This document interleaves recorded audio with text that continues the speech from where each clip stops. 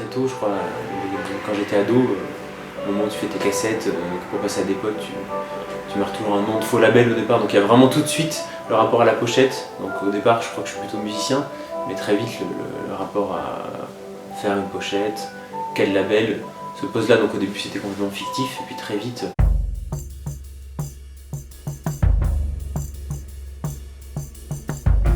Effectivement, moi j'ai une clientèle qui va aimer le fait que ce soit un peu caché, que ce soit underground. Typiquement, c'est quelque chose qui va plaire, quoi. Tu te dis qu'en grandissant, en fait, tu peux arriver à sortir du DIY, et puis pour plein de raisons, en fait, t'as pas envie d'en sortir. Le retour du vinyle, c'est une erreur, parce que qui dit retour dit disparition, n'a jamais disparu. La base, c'est toujours trouver des artistes, les mettre dans les meilleures conditions pour enregistrer, sortir des disques de qualité. J'ai tout de suite développé le label sur 2 axes. Les groupes actuels, qui sont mon cœur de métier, et les rééditions.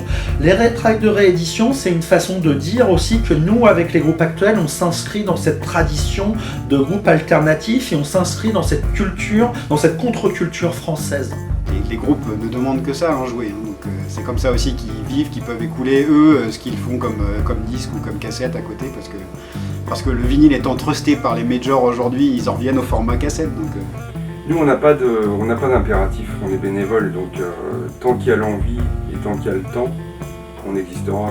Aujourd'hui, en fait, avoir un magasin de disques physique à l'ancienne, c'est-à-dire, voilà, on commande des disques, les colis arrivent, on les met en bac, on attend le client, c'est plus possible. Donc il faut trouver d'autres activités à côté.